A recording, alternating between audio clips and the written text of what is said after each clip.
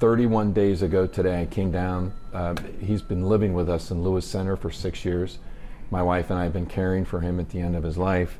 And I went downstairs at 8:30 in the morning to give him his orange juice and to say the morning offering with him prayer.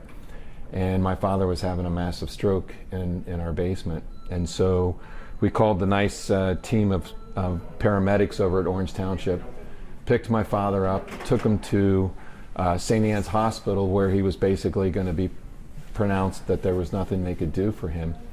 And a wonderful radiologist, Dr. Christopher Dosis, I think his name is, saw the CTC scan in Mount Carmel East, said that there is a procedure they just developed. It's never been done on anybody older than the age of 90, and they would like to know if we wanted to try it on our father. And so there was really no choice on the matter. It was either Dad was going to pass away at St. Anne's, or we were going to try to put his hands into the hands of our good Lord.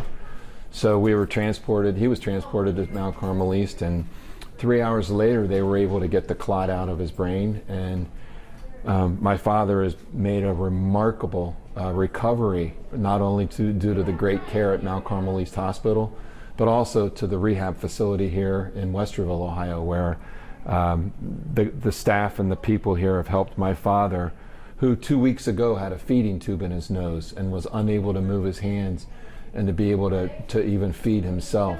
And so here we are today. We're not there quite yet, able to get up and stand on his own, but at the age of 100 years of age, after 31 days of having a massive stroke, in which most people probably would have perished, my father, who continues to break all the rules, and in my family we call him Morris the cat, because this guy's got more lives than I have no idea, how he gets through it. But here he is today with us still, and although he's tired and been beat up quite a bit, he still has great words of encouragement for all the people around us, which is to say your prayers and be kind to other human beings. And as he always tells us, what is the secret to success? And he tells us to have a clear conscience.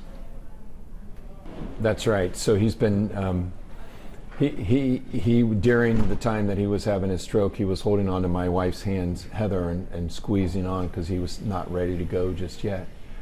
The good Lord has something still in store for him to teach us all, and that is to never give up the fight, and to find a way to overcome and to adapt, and that's what he has done his entire life. And still to this day, I ask him every morning, how do you feel? Do you feel like you're ready to give up? And he's absolutely not. And he continues to thank the people around him for their help and their expertise. And one thing that I've learned about this generation of Americans is that it's never been about them.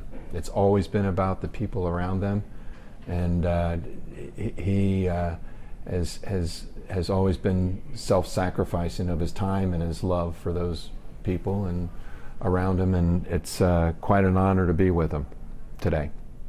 It's a wonderful feeling to know that everybody here truly loves my father, and someday when my dad gets back to health and back on his feet again, at one point he was walking laps in our cul-de-sac during COVID and raised over $30,000 for veterans homes and for food pantries.